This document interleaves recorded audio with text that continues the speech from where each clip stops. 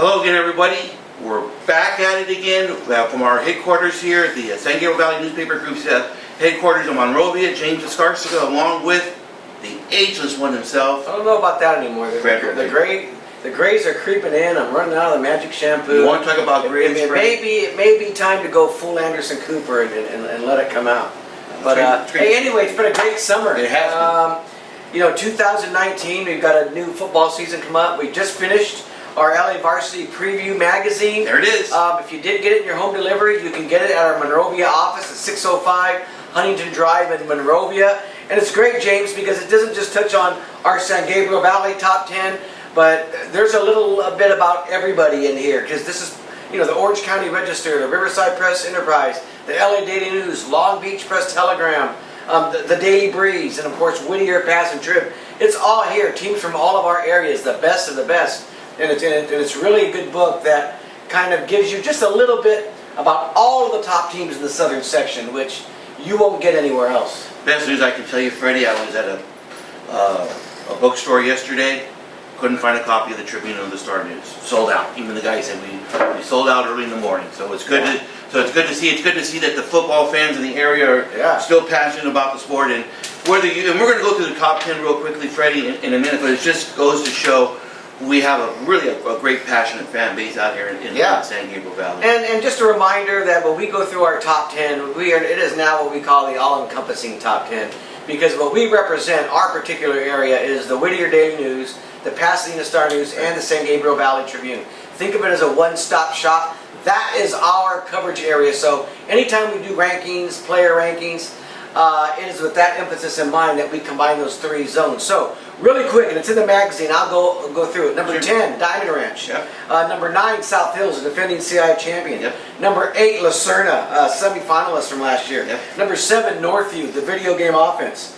Number 6, Damien, the Matt Bethel era. They're welcoming him in. St. Paul, they turned the corner last year, became relevant again. They're ready to take that next step. Number 4, Glendora. I really think they're a Division 5 threat. Hard to find a weakness in that group. They've got virtually everybody coming back. 3, St. Francis. Coach Jim Bonds, I can't remember the last time he's had 2 great running backs like that. If they can solve their quarterback issue, because I know they got to replace him, sky's the limit for that team. Yep.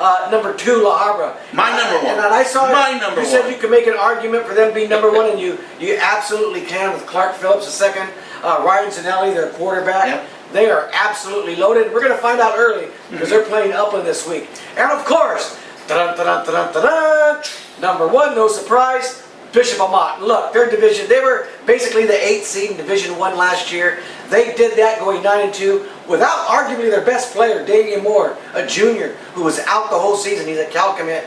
He is back. I've heard he's looked great in the spring and summer. He's going to be one of the top running backs in the Southland. And when you give a Steve Haggerty team a guy like that, they're going to be very dangerous. So they start the season at number 1. It's interesting, when you watch Bishop Amat, my biggest question for them is that quarterback position. Say what you will about Blake Archuleta, the kid was a winner. Yeah. He just knew how to win games. And it looks like Aiden Sanchez is going to be the starting quarterback for the Lancers on Thursday night when they play Diamond Ranch. We're going to talk about that game in just a moment. To me, that's just, that's the position in which, boy, I just don't know. I mean, the kid can throw it, but can he deliver some wins? That's the big question. And then the other thing, Freddie, you look on defense, so young, sophomores and juniors all over the place. And I'm not saying that they're not going to win the Mission League this year. I just think they're going to be a work in progress. And typical of Steve Haggerty teams, and we've noted about this in the past, Freddie. Yeah. By the time they get to the Mission League, they're ready to roll. Well, I think their non-league is a really winnable schedule. I think it's great for them. 4-1. They're going to open with Diamond Ranch on Thursday. We'll talk about that. They don't have Mater Dei on the schedule. They have one Trinity team. That's Chase Sarah. Yeah. I think week 3 or 4. Yeah.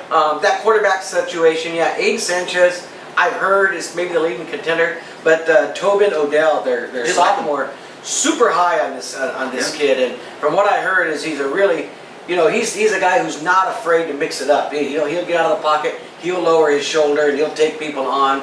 And I have a feeling, that if Sanchez struggles at all, James, they may go to Odell pretty quick. But everything's going to start in the backfield with Damian Moore. And they've got some guys in the secondary. Dyson McCutcheon, obviously the son of Lawrence McCutcheon, is going to be there. They've got a lot of guys. They do have some people to replace in the line, but I really like what Bishop Vermont has, and I like them in an 8-2 or 9-1 season, just based on their schedule. Of those 10 teams you just talked about, what's the team that you think might have the most questions that you're kind of leery about them? Maybe they won't be there at the end of the day. Damien, that we have ranked at 6. That's exactly. I talked to someone over the weekend who saw, I guess, a scrimmage against Santa Fe, yes, and they were not impressed with Damien. Okay. And it's look, they have Coach Matt Bechtel there now from South. He's at South Hills. Won a championship last year. They went undefeated, 14-0 in getting there before they went on to state and lost a game. Right. He's obviously a proven winner. They've had Mark Paredes before, ahead of him. They had Coach Gano ahead of him. They've had Mark Pasquarella, who did win some games when he was there. But it's been a long time. There haven't been a flood of transfers in that you might expect when Bechtel got there. Right. There's 3 I've noted. There've been a few. But we're gonna wait and see. We're gonna see how coaching matters. He's been such a magician on offense. What can he do? They do have a really good returning starting quarterback, and that is his MO, his quarterback. So Damien's a question mark, and we're gonna find out right away, because when you talk about the team I'm most excited about on here, it's Glendora, the team that's I think is a Division V contender for Coach Brandon Rohr. They had a great season last year, kind of a surprise, winning the Palomares League title, I thought. And that's going to be one of those games Friday night. I don't know if I can miss that game. We're going to talk about that game in just a moment. We're going to go, this is kind of like a one-shot video here, guys. We're going to talk about some of the top teams. Some of the top teams are, because there's not only games on Friday, but there's games on Thursday night too that are really, really attractive on the schedule. The other team, Freddie, is South Hills. New coach in Danilo Robinson. They have a returning quarterback, returning wide receiver. But again, you have a new coach, things are just a little bit different. I'll give you 2 teams, and let's lump them in. Yeah. Northview and South Hills. Yeah. Both of these teams returned virtually everyone on offense. Now Northview did lose a player to Jameer Johnson. Yes. Transferred over to Mir. Yes. So they did lose that threat in offense, but they've got the Thompson twins. They've got their quarterback back. South Hills is in the same boat. They've got almost everything back on offense. But both these teams lost an awful lot on defense. And if you remember them last year, both of those defenses were nails throughout the season. Northview's was great. South Hills was great. I'm going to be really curious. Is it going to be a case where they've got to beat teams, 40-35 or 49-45? Yeah. I don't know. If their defenses are up to the task, then these teams are obviously going to have great seasons. You look at South Hills' preseason schedule. They got to play Don Lugo, San Juan Hills, Monrovia, and La Mirada. That's going to give you a pretty good idea as to what's going to happen when they get into the Hacienda League play. Freddie has put up the top 20. It is on the website of the top 20 teams in the area. So what we did today is we kind of extended it. As we go week by week, we do a top 20. The top 10 was basically the countdown into the season, and that goes in the magazine, but extended it out today, and we threw a few more teams on there that may or may have not be a surprise, but it just gives you a better overall picture of the area. Yeah. So let's talk about some of these games that we have on the schedule on this week area. It's week 0. The season technically really got started last week when Pasadena was the only area team in the area that played a week 00 game, and they beat St. Genevieve, and we'll mention that at the end of the video. But Thursday night, Freddie, not just 2, but 3 really intriguing football games. We're going to start with the big one over at Upland. Go ahead. I think Thursday night is going to be bigger than Friday night, and I'll tell you why. It's because the 2 teams in our coverage area, the top 2 ranked teams, are playing. You also got Northview at home against Charter Oak at Covina District Field. El Rancho. I guess El Rancho, I'm sorry. Okay. But what you have is Bishop Vermont opening at Kiefer on Thursday against Diamond Ranch. And you've got La Habra opening at Upland against new coach Daryl Thomas, who we know very well from Covina. And look, it's going to be a Thursday night where, a lot of fans who, on Friday night normally go to all of their home games and go to their regular places, get a chance to go see these 2 super teams, Andy and Northview. in action, and let's not discount El Rancho. They've got a pretty good team playing Northview on Friday. Yeah. So it's going to be an exciting Thursday night. I know you're going to be at the Northview El Rancho game. I will. I'm going to be over at Bishop Amant. We got Dan Albano covering Upland and La Habra. Wow, that's nice. From Orange County. Very nice. We're going to have everybody covered that night, and I think we're going to learn a lot real quick, particularly about La Habra, James, and what kind of a threat they're going to be in Division 3, because as you mentioned, you can make a really good argument they deserve to be number 1, and I think their non-league schedule is tougher than Bishop Amont's, because they're going to have Mission Viejo, there's also Red East Valley, and of course you open with Upland. That's a little bit different than playing Diamond Ranch and Cathedral. Don't forget about Calabasas, they're playing them. They're playing them as well too. One thing about La Habra, and when I got to watch them over the summer, they look like they've got the right guys, Freddie, in the right spots. And it just seems like all the pieces are there. Frank Mazzota, one of the great coaches, not only in Orange County, but in all of Southern California. The guy he's in his 22nd year over there. He's won CIF championships. He knows how to navigate a team through a situation like this. And they're in Division 3, Freddie, which is huge. That gets them away from maybe, the teams such as Bishop Amant or San Clemente. Because they can play with a lot of those teams in the Division 1 and 2 poll. You're going to see it against Upland on Friday. The guy, I know everyone's going to talk about Clark Phillips, and, for good reason. I mean, the kid's going to Ohio State. Yeah. He's going to be your everything threat, as a corner, at receiver. Who knows? Maybe they'll use him some in the backfield, but Ryan Zanelli, a quarterback. He's great. When you talk about an offense like that really knows what they're doing. When you have a quarterback, was he a 2,500-yard passer? 3,000 passer. Yeah. Coming back for his senior year, when you have those other, pieces around him, I just think they're set for a super year. They've had super years in the past. I think you can argue this might be one of their best teams ever. You couple that with a Mason West tight end going to the University of Washington. Chris Coons, who was a first-team All-Area pick in the Whittier Daily News last year. They are just absolutely loaded, and they catch, I think, Freddie Upland at a great time with new. How many times have we seen a disappointment with a new coach coming in on opening night? You just don't know. And dang it, why isn't that the game we were getting opening night? La Habra at Bishop Amant. That would have been the game. These two teams haven't played each other, so that's my challenge to both of you. Since we put this all-encompassing poll together, these seem to be the 1 and 2 no-brainers because they've done it at that level for so long. Correct. Let's put that game in the schedule. Who are you taking, by the way? Who are you picking? Oh, I got Bishop Amant on. I think they're going to roll over Diamond Ranch on Thursday night. Okay. I do like La Habra to beat Upland. I know it's Coach Darrell Thomas's debut. I believe Upland's lost a few guys. They have, but they still have Justin Flo, who's probably the best linebacker in Southern California. And I like Northview at home to roll over El Rancho.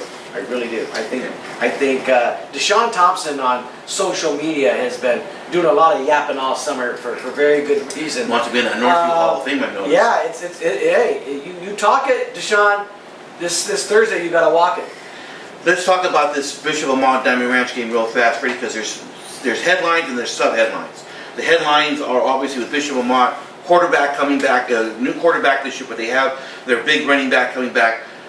For Diamond Ranch, a lot of unknowns still as we record this video. Well, we know the quarterback situation is solid. I talked to Eric Martinez over the weekend. Caden Miller's going to be their guy. Yeah, Caden's looking really good. Now, Nin Burns, the guy, from Covina who transferred over to Diamond Ranch, as of over the weekend, they hadn't filed his transfer request yet with CIF. I've heard all kinds of rumors that Nin might, go back to Covina, that they may not pursue his transfer. I talked to Coach Martinez over the weekend who said on Monday, today, they were going to file that transfer paperwork and that Nin was enrolled in the school. Okay. So we're going to find out how long that takes. You don't expect them to be ready by Thursday unless there's no hiccups. I don't know whether North Covina is going to challenge this transfer. If they do, then it opens a whole new can of worms. If they don't, then theoretically he could be approved pretty quick. Okay.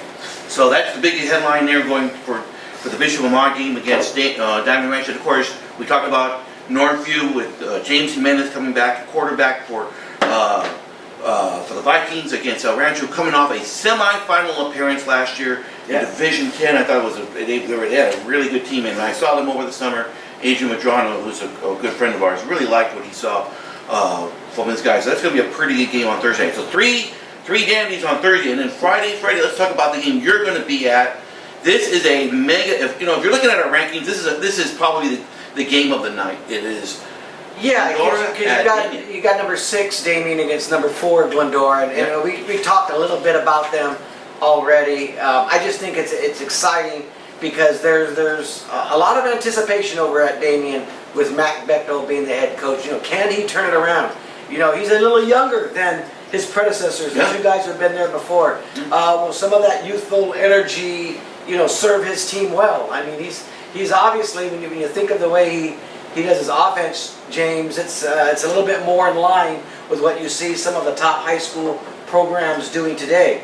What is he going to do with all of those guys? I mean, it's a real curiosity.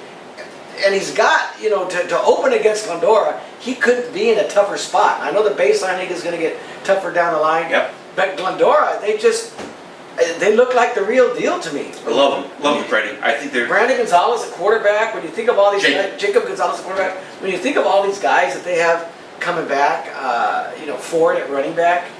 And I think Brandon, and one of the great hires was Brandon Moore, who is a Glendora graduate, lives in the city, lives and breathes Glendora High School football. To have him there, he's a great calming presence on the sideline. I think they are one of the major players to win Division 5, Freddie. I really do. I think they got do. When you see when they did the divisions, they base them over the 2 previous years. Yeah. They were the number 1. They just missed the bottom of Division 4 and became the top team in Division 5. They are right in that cutoff. I like so and they do it based on the last 2 years, and for this to be the best year of this 3-year cycle and to get that cutoff right at Division 5, I mean, what else do you need in terms of opportunity? It's there. What's your pick? I got Glendora. Yeah, I got Glendora. So do I. And it'll be a big. I'll tell you what. If they win this game, and I don't think it'll be a blowout, but I wouldn't be surprised if it is. Yeah. Another game which I'm going to be attending on Friday, which will be on the print-only edition of our paper on Saturday morning. We'll have 3 gamers on Saturday. San Marino's at Charter Oak, and Freddie, it's tough enough to win high school football games when there's no distractions. It's really tough to have a winning season when you have a distraction, and it's been a tough off season over at Charter Oak. Yeah, well, so you're talking about Big Lou Farrar, who's been there for 5 decades. He turned 73 in March. And recently, I want to say at the beginning of the summer, Big Lou, the school, through their social media, announced that he's battling leukemia, a tough type of cancer that has him going to the City of Hope on regular visits. They had a donor drive at the school, and he's had his good days and bad days. And I think it's going to be one of those years, James, where the wins on Friday for Charter Oak are the days that he can get to some of those games, and you can see him there. I agree. It's obviously going to be an emotional time. It'll kind of be a week-to-week thing, depending on how he feels, whether he can attend some of these games. I mean, all of us have known people who've gone through cancer. My dad went through it. Yeah. I have my Uncle Mike, and praying for him right now. He's in the hospital. Oh boy. He's going through a cancer, and what you know is that they have their really good days and their really tough days. But the support that we can give them, the encouraging words, the hugs. When you see Coach Lou on a Friday night, go up and say hi. Tell him that you're rooting for him. Give him a hug. I mean, because those little things help lift the spirit, and he's lifted the spirit for so many for so long that this is the time to give back to him and to say thank you for all you've done. And let's just hope he finds a donor match, that they find a cure, and that he's here a long time and can enjoy these Friday nights again. And let's pray that he's there this Friday and all goes well. And he has the same type of cancer that Jim Bonds had over at St. Francis, and fortunately for Jim, he has beaten it. It looks like he's pretty much well healed, but this is a different situation with different ages and everything else. The thing with Charter Oak, Freddie, too, which will be interesting, is they didn't have a season that they are used to at Charter Oak. They were below 500. I believe they were 2-9. They only won the last 2 games of the league to make the playoffs. A lot of questions starting with Joey Bastillos at quarterback. They got some questions they got answered. But you know, I've heard good things about Charter Oak. I have too. So I hear this is really going to be a bounce back year for them. Look, 2 years ago, they had one of their super teams. And what you got to say about Charter Oak is because they've been so good for so long, they climbed all the way to Division III, James. That's correct. 2 years ago, they got the Division III semifinals, and I thought they had a good enough team to win it. They were really unfortunate losing to that semifinal game because I think they could have gone on to the finals and beat St. Francis that year. Yeah. But you know, last year they were replacing a lot of guys, and they weren't going to do anything in their division, and league they suffered. But I think they've had that bounce back. I think they've had a time to get things right. I know with Coach Lou it makes it a little difficult because you're trying to balance two things, and that's not easy. But I really feel like these guys are gonna rally. Their hearts are definitely going to be in it because they're playing for more than just themselves in the school. They're playing for a legend who's looking over them. I agree. So I expect a bounce back year, and I expect a big win for them on Friday against San Marino. Brandon Guzman, very good wide receiver. One of the best all-purpose threats in the area. I mean, he was the one real bright star in their team last year. Multiple Mountain West Conference offers. And when they've had that weapon, they know how to use that weapon when they have them. They know how to get the best out of best players. And they get the right opener too with San Marino. Justin Mason is new coach over at San Marino, replacing Mike This Hobby. isn't the San Marino team you've seen the last 3 or 4 years, I'm guessing. No, it's maybe not. we'll be surprised, but it doesn't sound like they're going to be that mini juggernaut that they've been the last few years. You know, having Should been... I call them a mini juggernaut? Is that an insulting thing I to say? don't think so at all. Because they did have one great year where they beat Charter Oak in the finals. I give them that. That was the super season. But I really think there's going to be a big fallout. We've been around the Pasadena area for a little while now. You more than I have. We sort of get the noise from San Marino if they're really good. Yeah. Haven't heard the noise this year, Yeah. so to speak. So the other game on Friday night we're covering is another coach in his first, not in his first year, but returning back. And it's great to see Mike Machete back at La Habra. They're going to be playing La Mirada. The Laws. I get confused with the Laws. Lacerda, La Mirada, La Habra. And they're all going to be good this year, folks, which is great. Yeah. If you say La, something's good is going to come after. And it's going to be, I think it's going to be for these guys over here. La Mirada is going to be at Excelsior High School, taking on El Toro. If there's ever a coach who just loves the media. Well, you know, he loves the media. He knows how to use social media. But let's be honest. You see the true value of a coach at La Mirada when he was there, what he built it up to, winning CIF championships, state championships. He leaves, they aren't getting those players. They start to take a nosedive. They went through some really tough seasons, and here he comes running back. You know, he never left the school. I think he saw what was happening, and he wanted to do something about it. I think this was just as tough for Mike as it was any of the alumni, any of the fans, the student body, to watch them suffer through the tough years that they've had. And I think, look, he's going to bring them right back. It may not happen this year, but I think you're going to see a small leap this year. I don't think they're going to jump into, they're in Division 4, so I don't think they're going to jump into championship contention, but I think you're going to see them go 6-4 or 7-3. I agree. They will be playing at Excelsior High in Downey this year. Their stadium is being rebuilt or refurbished, am I right? Correct.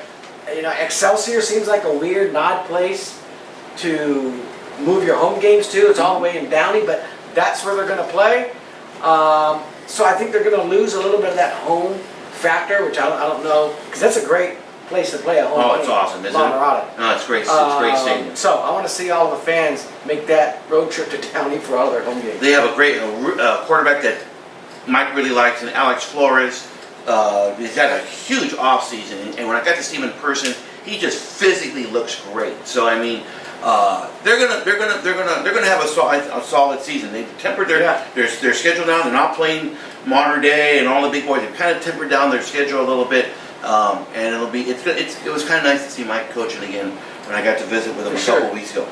Another thing that jumped off at me: Arroyo is at Bonita. The coaching matchup of Singheiser versus Bogan. Intriguing. Yeah, intriguing, but the more intriguing is what both of these teams have. Because both of them, for me, just graduated, generational super quarterbacks. You know, Ernesto Camacho and JP and over Andrade, Andrade. yeah.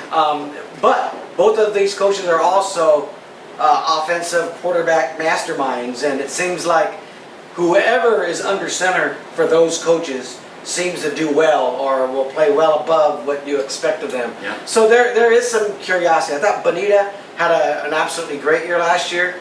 Arroyo, they finally had the Mission Valley title wrestled away from them by El Monte. Curious to see what they have, in their quarterback situation, how good he's going to be.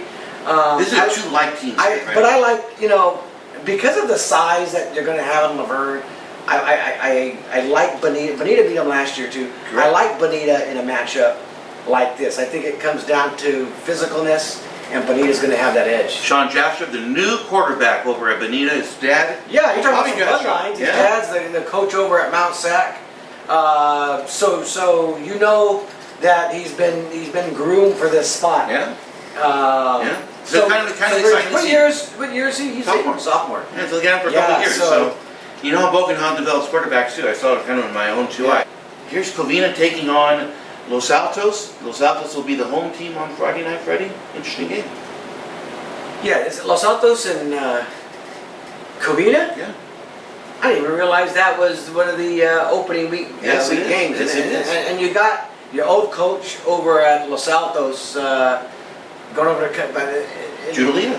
No, not Judaliva. Oh. It's his name's going to escape me right now. Oh yes, yes. You do that, and I'm just gonna Look it up. But look, this is going to be a good game because Los Altos, James, I thought last year started kind of slow for them. Mm-hmm. But they played a really tough schedule. They played a tough schedule throughout. And the Hacienda League was better than expected when you think of Diamond Ranch was good, and you obviously had South Hills.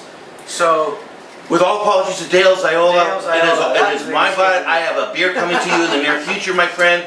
But Dale. I'm not optimistic about Covina though, and I'll tell you why. One, Nin Burns has left early, and I thought he was everything there. They do have Eric Cuellar at running back, who we remember as a sophomore helped take them to a championship game. Yep. But they're going to be really, really young on defense. We'll see about their quarterback situation. I know they're going to be able to run the ball, but again, this comes down to, I think the physicalness of Los Altos will wear them down, and this is a good opener, I think, for the Conks to be able to handle and get done. I agree. Travis Brown in the second season over at Los Altos, and I liked him over the summer. They got a transfer quarterback in from Northview. They're going to be just fine. I picked them third, by the way, in my prediction in the Daily Bulletin. I had Diamond Ranch 1, South Hills 2, Los Altos 3, and Charter Oak 4. Am I on the right track here, maybe? Oof, that's tough. I think Charter Oak's going to be in the fight for the league championship. It's tough to call with those four. I think you still have to lean South Hills' way just because of what they've got on offense. Yeah. You've got to stop those guys. So I think they're still the defending champions. I'm really curious what that offense is going to look like now with Bechtel over at Damien. Will they be able to pick up where they left off? Who's going to call the plays? How are they? There's those question marks. But certainly, we've seen these guys do it in action. Justin Guyton is the transfer quarterback from Northview to Los Altos, who probably will be starting on Friday night. Western High School at Muir, we're going to have our man Donald Morrison at this game, I believe. Here's another school that decided to make some headlines in the offseason. Muir and I talked about it. The toughest part of their schedule is going to be the non-league right now.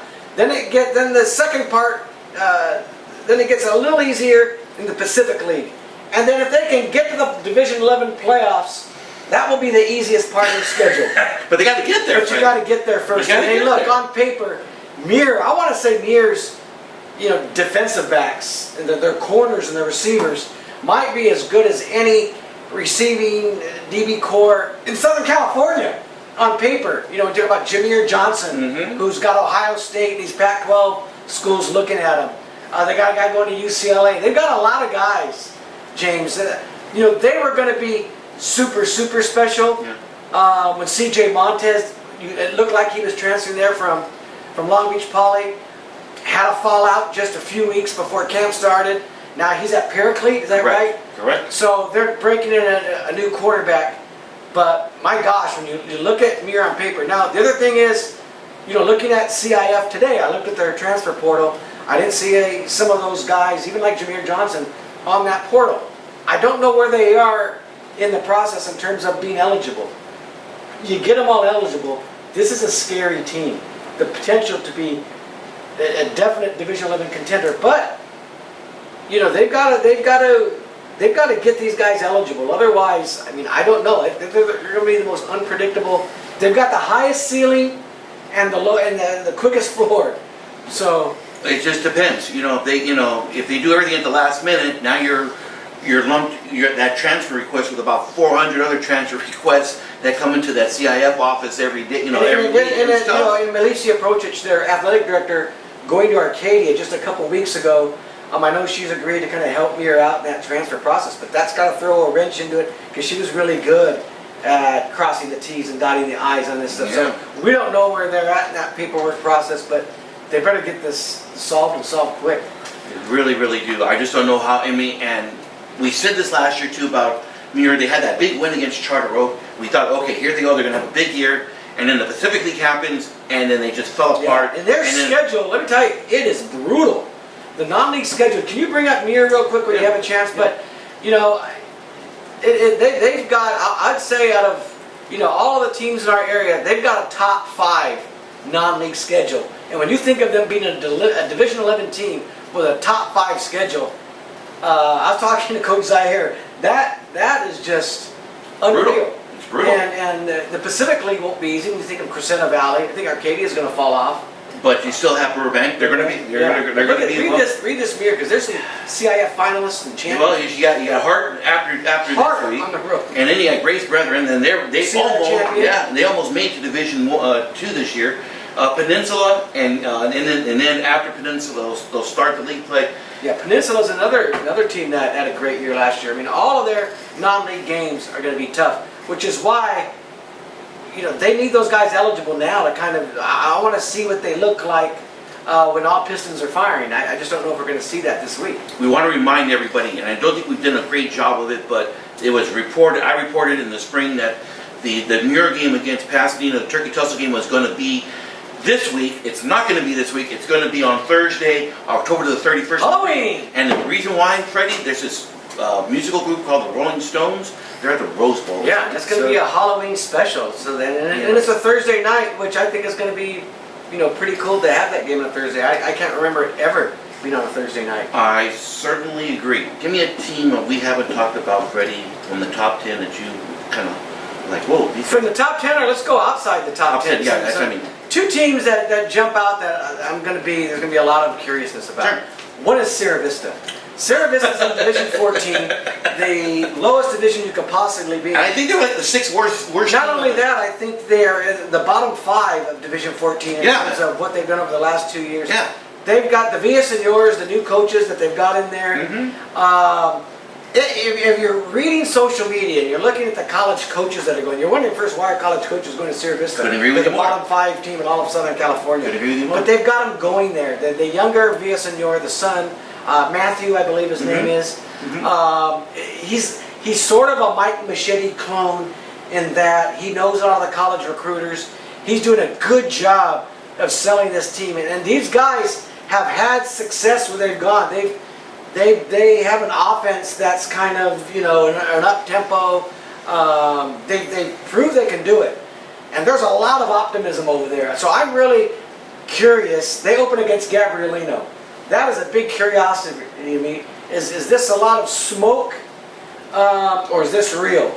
So I'm really curious what that score is going to be when we get back to the office and we get back to our computers on Friday night.